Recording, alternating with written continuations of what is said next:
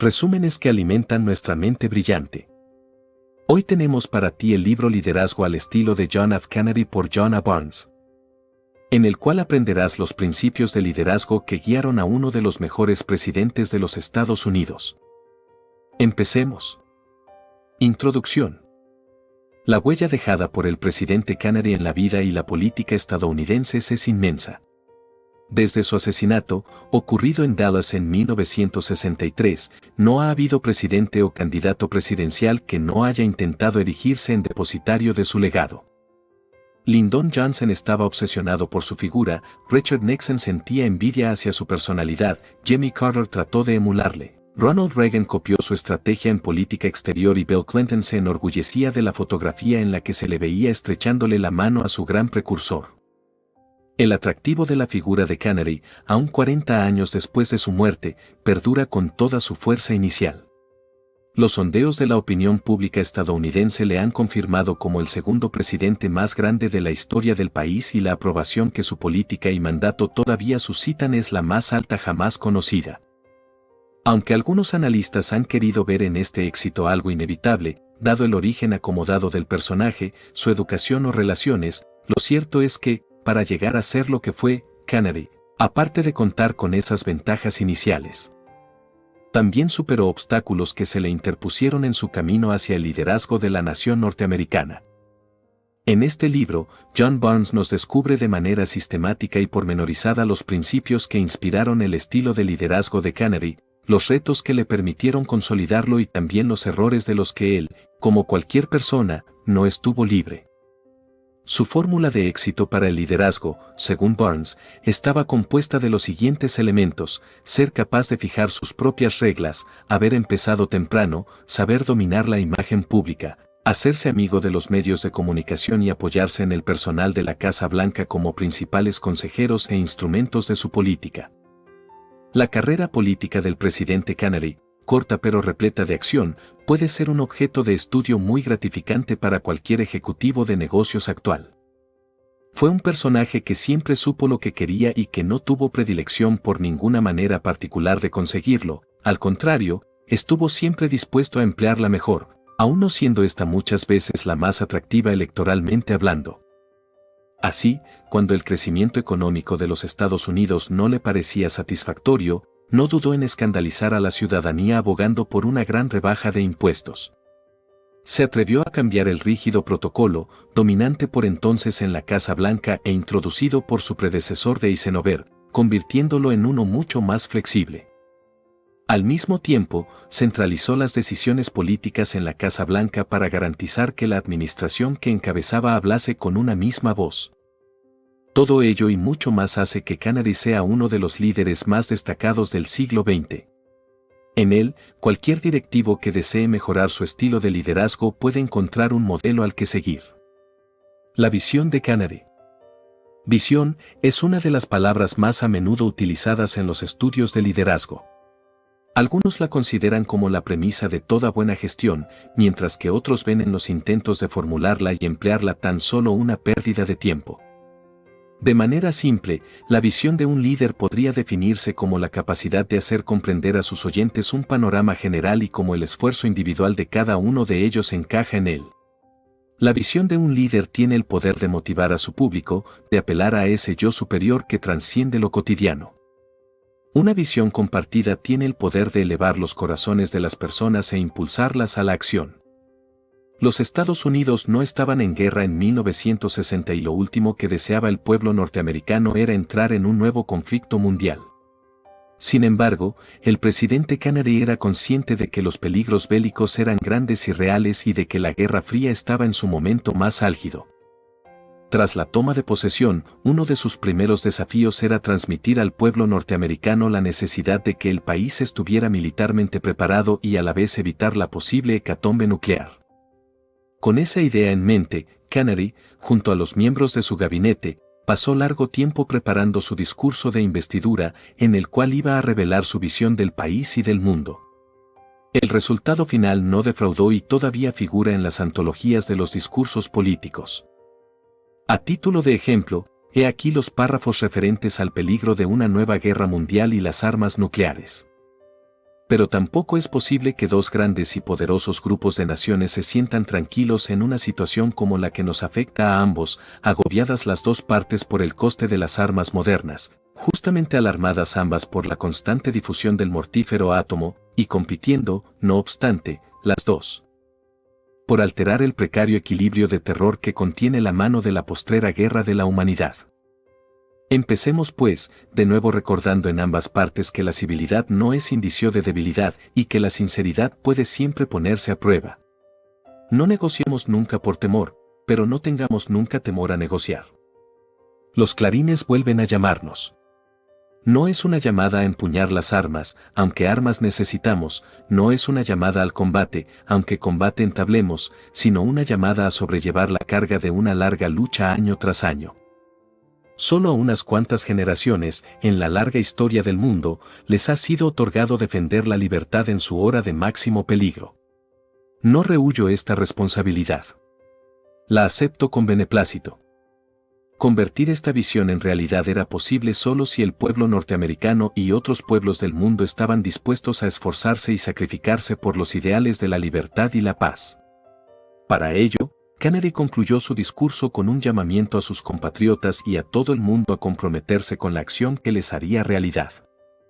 Así pues, compatriotas, preguntad no qué puede vuestro país hacer por vosotros, preguntad qué podéis hacer vosotros por vuestro país. Conciudadanos del mundo, preguntad no qué pueden hacer por vosotros los Estados Unidos de América, sino qué podremos hacer juntos por la libertad del hombre. Este llamamiento apeló a algo muy profundo en la psique de sus compatriotas, al sentido de la responsabilidad individual para el propio destino, y sus frases son todavía las más recordadas de todas las pronunciadas por un presidente norteamericano. Según el consultor y experto en liderazgo James Strzok, una buena visión debe ser simple y directa para ser memorable, flexible para ajustarse a las diferentes posibilidades de convertirla en realidad, estar de acuerdo con los valores del público al que está dirigida, ser incluyente y optimista y, por último, estar personificada en el líder que la promueve. La visión que el presidente Kennedy presentó a sus conciudadanos cumplió a la perfección con todos estos requisitos. La creación de reglas propias y el cuestionamiento del statu quo. Un aspecto esencial del liderazgo es no seguir ciegamente los pasos de otros y avanzar por el propio camino. Ser líder implica saber evaluar las maneras de hacer las cosas y determinar si son correctas o no. Los líderes no temen desafiar el statu quo cuando las circunstancias lo requieren o abrirse un nuevo camino nunca antes transitado. John F. Kennedy llegó a destacarse y alcanzó el poder político de una manera completamente diferente a la de sus sucesores, Johnson o Nixon. Mientras que estos dos candidatos siguieron el camino tradicional hacia altos puestos políticos, acumulando poder e influencia en los cuerpos legislativos y entre los principales grupos de interés, Kennedy optó por seguir una dirección distinta que le llevó al éxito mucho antes que a cualquiera de ellos. Tradicionalmente, una persona joven que quiera entrar en política debería empezar desde cero como activista de base en su distrito. Si llegase a mostrar suficiente celo y energía podría esperar el reconocimiento del partido, que le propondría como candidato en sus listas para las elecciones municipales. Su destino, en última instancia, dependería del partido y de sus dirigentes. Para el joven Kennedy, 28 años, que entraba en política por primera vez en 1946 como candidato al Congreso, estaba fuera de lugar seguir esa ruta puesto que no ofrecía ninguna garantía de éxito. En vez de ello, Kennedy ideó sus propios 5 escalones hacia la victoria, que se convirtieron en la guía de todas sus campañas políticas futuras. El futuro presidente de Estados Unidos, en vez de esperarlo todo de su partido, estaba convencido de que su primer paso hacia el éxito debería consistir en crear su propia organización. Para ello, no dudó en echarse a la calle, visitar salas de billar, tabernas y fábricas de su circunscripción electoral. En sus encuentros con los votantes potenciales hablaba poco y dejaba mucho tiempo para preguntas y respuestas con sus interlocutores.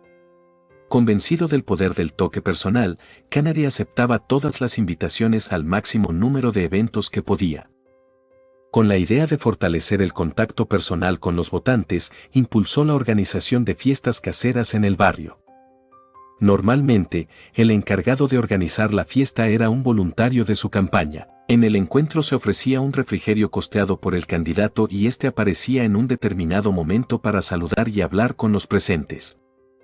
Los nombres y las direcciones de los asistentes se anotaban para invitarles, a su vez, a convertirse en voluntarios, con lo cual el número de partidarios crecía y así la victoria en las elecciones no llegó de sorpresa. La segunda regla que observaba Canary era empezar temprano y trabajar hasta muy tarde. Anteriormente, las campañas políticas solían ser procesos cortos e intensos que no duraban más de unos cuantos meses. Sin embargo, Canary era consciente de que, si no quería depender en exceso de su partido, debía empezar la campaña mucho antes del tiempo previsto. Así fue como su campaña para congresista se inició en el otoño de 1945, 12 meses justos antes de las elecciones generales. También, y a pesar de no ser precisamente un madrugador o de tener una condición física envidiable, Canary se obligó a sí mismo a levantarse antes de la madrugada todos los días de la campaña, para así poder estar en las puertas de las fábricas cuando llegaba el primer turno de trabajadores. Con un ritmo de trabajo semejante, no es de extrañar que pocas veces terminase las actividades antes de bien entrada la noche. Fue esta misma norma la que empleó luego en la campaña presidencial. Su tercera regla consistía en contratar a los sherpas locales. De una manera parecida a la que los alpinistas que suben a los picos del Himalaya emplean guías locales de la etnia Sherpa, y siendo casi un desconocido en el distrito electoral 11 de Massachusetts, Canary se buscó a sus propios sherpas. Estos fueron Joe Kane, un veterano y curtido político de Boston, que le convenció de presentarse como congresista en lugar de teniente de gobernador, y otros muchos hombres de la zona como Dave Powers, Kenneth O'Donnell o Chad Reardon. Todos juntos guiaron al joven Canary por los lugares que él nunca se habría atrevido a transitar solo, los cuarteles de la Marina o los pisos abarrotados de inquilinos que compartían un mismo baño. La disposición que mostró el joven candidato a visitar estos lugares era algo inhabitual en los políticos de su tiempo y no tardó en atraerle muchos votos.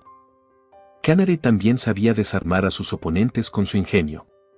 Siendo siempre de los primeros en percibir lo cómico o irónico de cada situación, el presidente utilizó esta capacidad con efectos devastadores para sus adversarios a lo largo de toda su carrera política.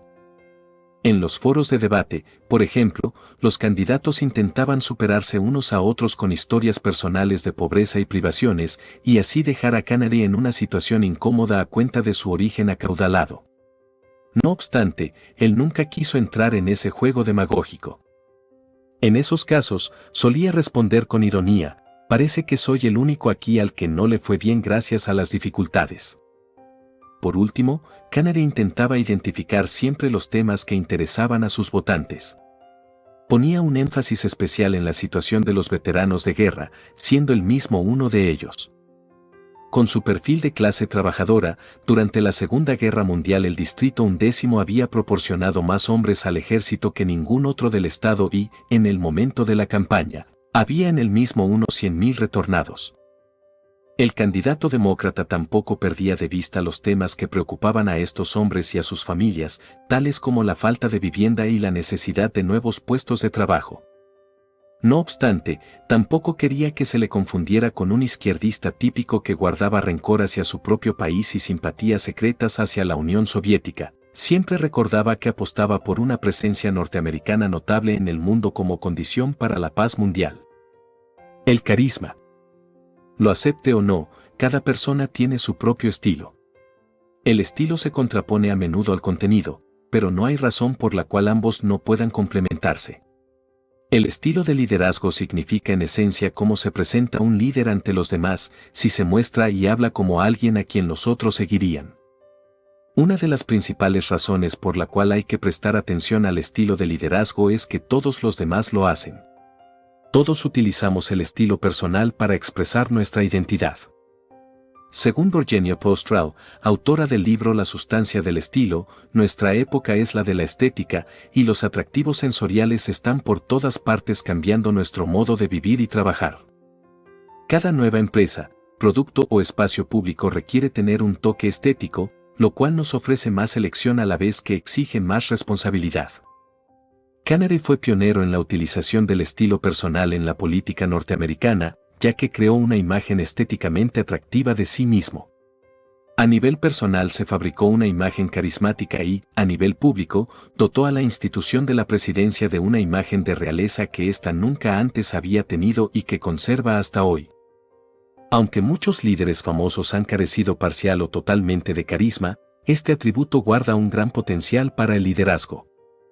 Lee Iacocca, generalmente considerado como uno de los líderes empresariales más carismáticos de los últimos años, supo aprovechar su atractiva personalidad pública para convencer a un Congreso muy reticente, debido a una opinión pública escéptica, para aceptar el rescate financiero, bailout, estatal de su compañía Chrysler. Consciente de la importancia del carisma en un mundo cada vez más dominado por personalidades famosas, Canary recurrió a las técnicas de la imagen para promocionarse y destacar entre los miembros de su familia. Así, las cámaras capturaban su primera campaña para el Congreso, la revista Look publicó su perfil y su imagen aparecía regularmente en la prensa durante su mandato como congresista. Un carácter optimista es uno de los principales ingredientes de un liderazgo carismático. Las muestras del optimismo de Canary eran su sonrisa radiante, su entusiasmo y su porte relajado, casi informal pero siempre serio. Canary también tenía una manera original de vestir.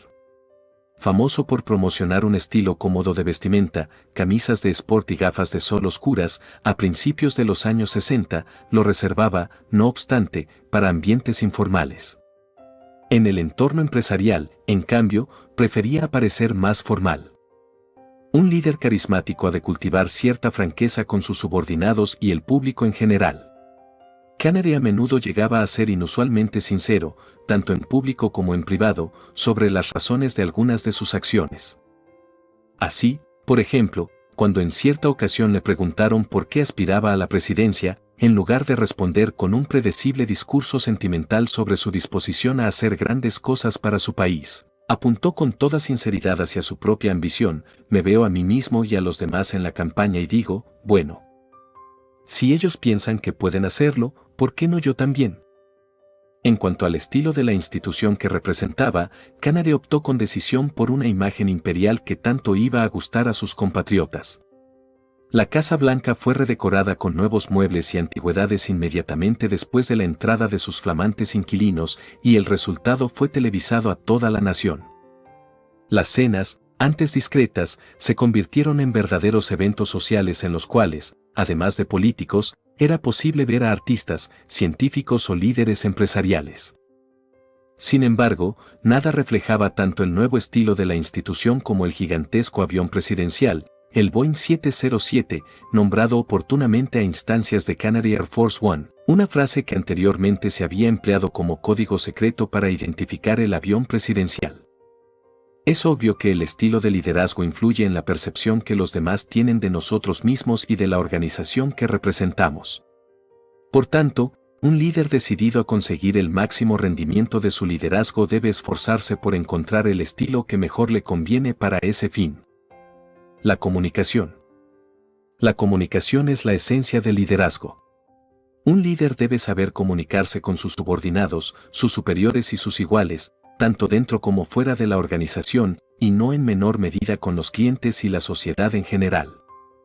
Según el historiador James Golden, para Canary la comunicación era el elemento central de su liderazgo. El presidente norteamericano creía que el problema fundamental de una democracia es su tendencia a dejarse llevar por la corriente y a ser autocomplaciente.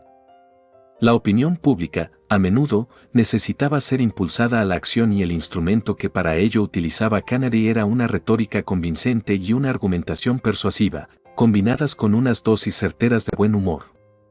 En ese sentido, nunca escatimó tiempo ni esfuerzo para mejorar sus habilidades comunicativas.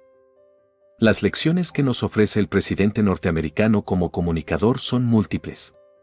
Lo primero que destaca en él es la creencia en el mensaje propio. En los años 60, muchos norteamericanos y muchos miembros del Partido Demócrata estaban en contra de la llamada carrera armamentística. Según Canary, esto tenía que cambiar precisamente porque la gran mayoría de la población del país estaba en contra de una posible guerra mundial. La debilidad y la vacilación eran una tentación para que los dictadores intentaran agredir a las democracias. Su énfasis interno sobre el servicio al país y la reducción de la pobreza serviría como ejemplo para todas aquellas naciones del mundo tentadas a elegir el comunismo en vez de la democracia y la libertad. Canary creyó profundamente en este mensaje y logró transmitirlo con convicción a su público. Otra característica de la comunicación de Canary era el conocimiento de su público. La mejor manera de establecer comunicación con una audiencia es demostrar que el locutor posee valores y experiencias compartidos. Un gran porcentaje del público de Canary en 1946 eran los veteranos de guerra o sus padres, esposas e hijos. El candidato les hablaba sobre la falta de vivienda y trabajo en una economía de posguerra con la autoridad de alguien que también había participado en el combate. De una manera parecida, a los votantes de origen italiano del barrio North End de Boston, Canary sabía recordarles que su abuelo, el alcalde de Boston, John Fitzgerald, fue el primero en ofrecer puestos a sus antepasados. El presidente Canary también era capaz de dirigirse a un público múltiple. Un conferenciante debe elegir a cuál de sus públicos, el que le escucha en directo o en televisivo, por ejemplo, va a prestar la atención principal. Esto dependerá del carácter de los grupos, de su tamaño y de lo influyentes que sean sus miembros como creadores de opinión. Así, en su famoso primer debate con Richard Nixon, Canary supo dominar esta técnica a la perfección. Por ejemplo, una semana antes del programa se reunió con el productor para preguntarle cosas como dónde se colocaría él u otros detalles sobre las preferencias de los telespectadores. Esta conversación le hizo decidirse por un traje azul que contrastaba bien con el trasfondo claro del escenario, a diferencia de Nixon, que acudiría con un traje gris que hacía que su imagen quedase un tanto difuminada. Durante el debate, Canary se centró exclusivamente en los telespectadores, ignorando tanto a su oponente como las preguntas de los periodistas. Se suponía que el tema central sería la política interior, pero desde su primera declaración, Canary lo redirigió hacia la política exterior y Nixon no tuvo más remedio que expresar su acuerdo con el adversario. Las encuestas tras el debate dieron una clara ventaja a Canary, que posteriormente se confirmó en las elecciones presidenciales. La televisión y los discursos no fueron los únicos medios a los que Canary recurría para llegar hasta su público. Los artículos en periódicos y revistas, o incluso libros, eran otros. Las publicaciones bajo su propio nombre cumplían varias funciones tales como transmitir al público los hechos y los argumentos, llegar hasta aquellos individuos creadores de opinión sobre un tema particular y consolidarse él mismo como líder de opinión por derecho propio. En los años 50, las colaboraciones de Canary en las revistas Foreign Affairs, Life, Reader's Digest, TVGD, incluso América, la publicación de los jesuitas, se hacen habituales. El libro Profiles and Courage, Perfiles de Coraje, en el que describe 8 situaciones en las que senadores de Estados Unidos arriesgaron sus carreras políticas por mantenerse firmes en sus convicciones y creencias personales, se convirtió enseguida en un bestseller e incluso obtuvo el premio Pulitzer en 1957. La creación de equipos. El equipo que un líder reúne y que le asesora dice mucho de sus capacidades de liderazgo. En la creación de equipos no hay que apoyarse solo en amigos o conocidos, aunque no deje de ser recomendable contar con alguno, sino tratar de buscar la máxima variedad posible de opiniones. La razón estriba en que un líder necesita asegurarse de recibir consejos honestos de parte de expertos en diversos campos, y no solo unas recomendaciones de los que le rodean, destinadas a satisfacerle. Nadie alcanza la cima de una organización, sea política o empresarial, solo con la ayuda de sí mismo. Incluso un campeón deportivo tiene detrás de sí una cohorte de entrenadores y agentes que le apoyan. Crear, por tanto, un buen equipo no es solo esencial, sino una de las tareas más importantes que todo líder debe emprender. Kennedy fue el creador del personal moderno de la Casa Blanca. Aunque el grupo de asesores de la Casa Blanca, como un centro de poder separado y distinto del gabinete, existía al menos desde la época del presidente Roosevelt, fue Canary el que lo llevó decididamente a la práctica. Contrariamente a lo que pueda parecer, la cantidad de personal en la sede de la presidencia norteamericana no era mayor, sino más reducida que en las administraciones anteriores. A diferencia de su predecesor, Eisenhower, el presidente Canary Por ejemplo, no tenía su propio jefe de personal, odiaba la burocracia y prefería contar con una organización pequeña y más fluida, que pudiera responder a las necesidades gubernamentales de una manera rápida y sin mucho ruido. Los miembros del personal de la Casa Blanca eran en su mayoría jóvenes de 30 y tantos años.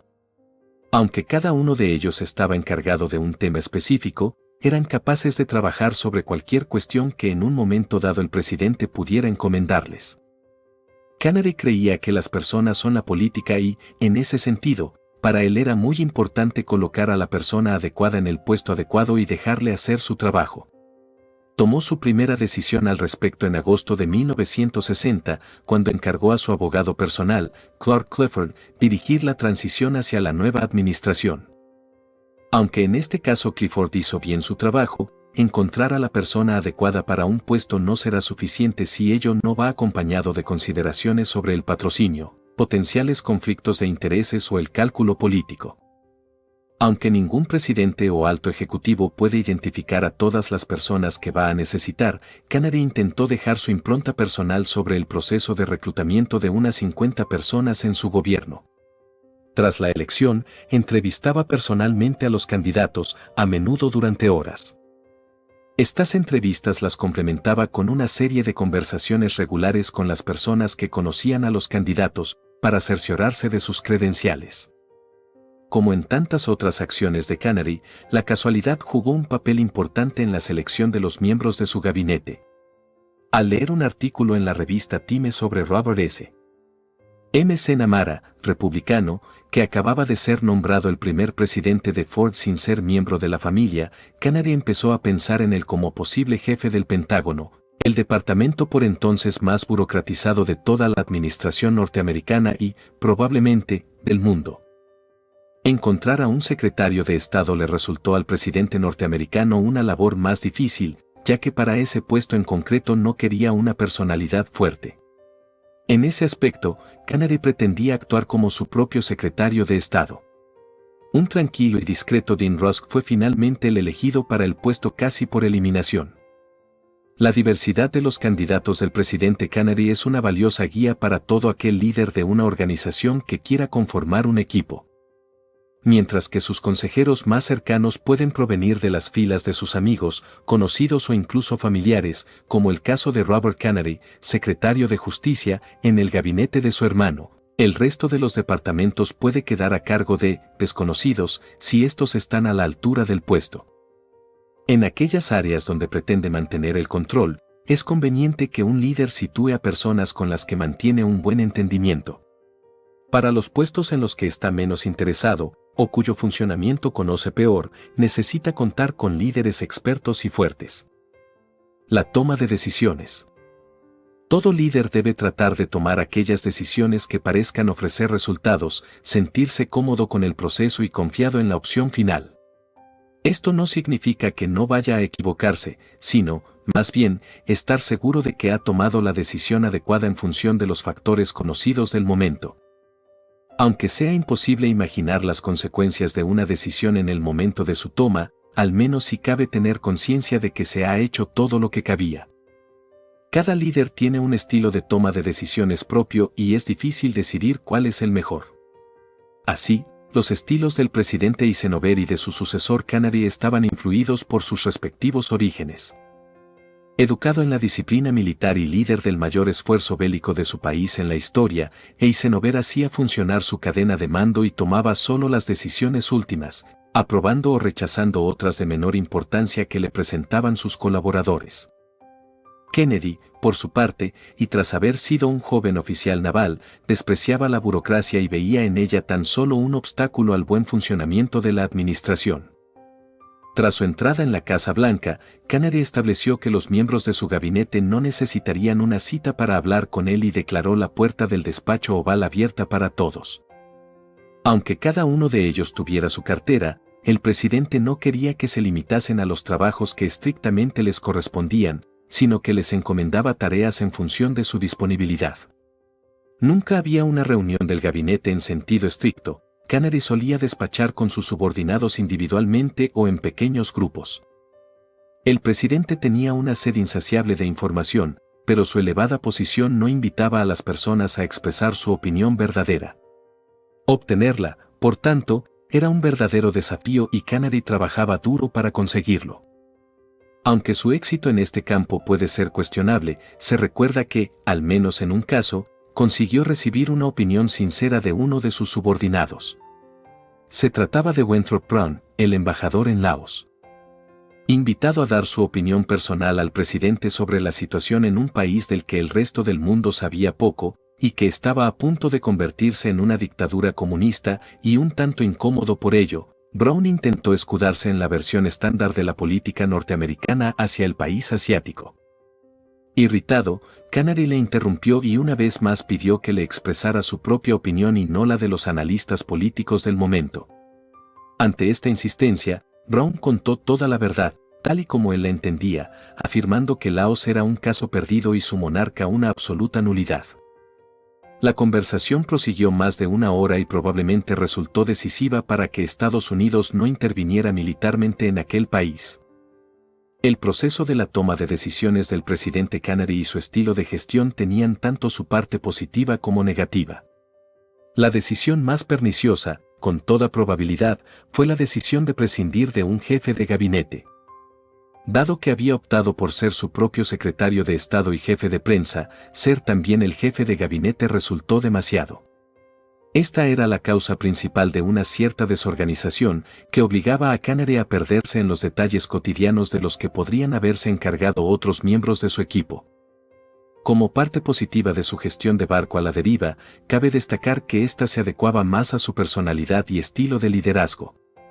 A Canary le gustaba un cierto caos moderado a su alrededor y pensaba que con él se estimulaban la creatividad y las nuevas ideas. Sin embargo, no hay que olvidar que los peligros potenciales de un estilo de liderazgo poco estructurado son grandes. Este estilo conviene mejor a los ejecutivos muy confiados en sí mismos, que no se aturden con facilidad y que son capaces de atraer grandes talentos cuya presencia suple la falta de estructura. Errores de cálculo y juicio. Todos los líderes cometen errores y estos son inevitables. No obstante, los errores se pueden analizar, ver por qué se han cometido y, en consecuencia, no volver a repetirlos en el futuro. Los líderes deben estar dispuestos a reconocer ante sí mismos y ante los demás cuando han cometido un error y no intentar echar la culpa a otro. Cuando lo hacen tan solo crean resentimiento y el respeto hacia ellos disminuye entre sus subordinados y colegas.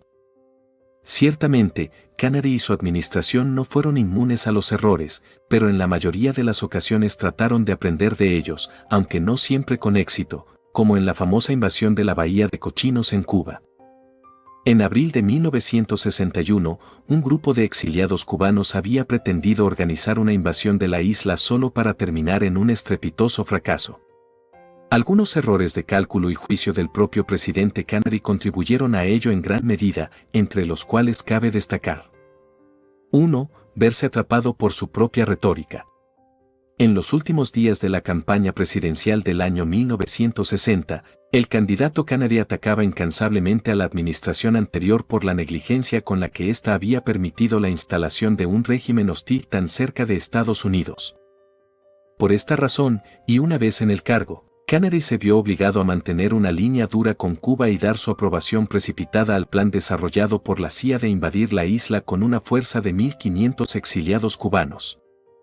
2. Sus expectativas no eran realistas. Desde el principio de la operación Canary trataba de reducir su cobertura mediática internacional, negando la implicación estadounidense y oponiéndose a la participación de los soldados norteamericanos en ella.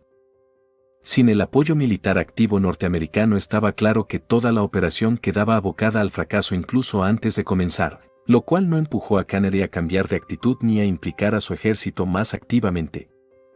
3. Rechazó los consejos contrarios. Al desear desesperadamente el éxito de la operación, Canary no tomó en serio a aquellas personas que la desaconsejaban por motivos morales y legales, como el senador J. William Fulbright, o por motivos prácticos, la insuficiencia numérica de los combatientes, como el exsecretario de Estado Dean Acheson. 4. Ignoraba la evidencia de que el carácter secreto de la operación estaba comprometido. La mayoría de los miembros de la brigada de asalto fueron reclutados entre la floreciente comunidad de exiliados cubanos en Miami, que también contaba entre sus filas con numerosos informadores de Fidel Castro, así que la invasión era un secreto a voces. Peor aún, la cadena CBS News y el New York Times contaban historias en las cuales se mencionaba el plan básico de la invasión semanas antes de su lanzamiento. 5. No estaba dispuesto a cancelarla cuando todavía podía. Influido por la opinión excesivamente optimista de un experimentado coronel de la Marina, Jack Hawkins, y de la advertencia del director de la CIA, Dulles, sobre la reacción furiosa de la brigada si su misión llegaba a cancelarse, a Canary solo le quedaba confiar en su suerte. Que tantas veces le había ayudado y que esta vez iba a fallarle irremediablemente. 6. Se preocupaba demasiado por las repercusiones políticas. Ante todo, Canary trató de calmar a los políticos exiliados cubanos para que no le atacaran en la prensa, y parecía que durante toda la operación su principal preocupación era mantener su bajo perfil. Para colmo, los aviones de guerra estadounidenses no consiguieron coordinarse con los aviones de los exiliados cubanos, ya que alguien se había olvidado de la diferencia horaria entre Nicaragua, donde los cubanos tenían su base, y la bahía de Cochinos. Conclusión: Canary y el problema de la integridad. En un discurso pronunciado ante la Cámara Estatal de Massachusetts poco antes de su toma de posesión como presidente, Canary dijo que esperaba ser juzgado por lo que él llamaba el alto tribunal de la historia, y eso en función de los siguientes 4 criterios: haber sido valiente para resistir a las presiones de los enemigos y amigos, públicas o privadas, haber tenido un buen juicio sobre sus propios errores y los de los demás, haber sido un hombre íntegro que nunca renunciaba a sus principios, ni por beneficios materiales ni por ambición política, y ser verdaderamente una persona entregada al bien público y al interés nacional. No cabe duda de que Canary fue un hombre de considerable coraje y buen juicio que sabía defender con determinación sus principios ante amigos y enemigos. También fue un hombre íntegro, al menos en el plano público, que era como él entendía la integridad.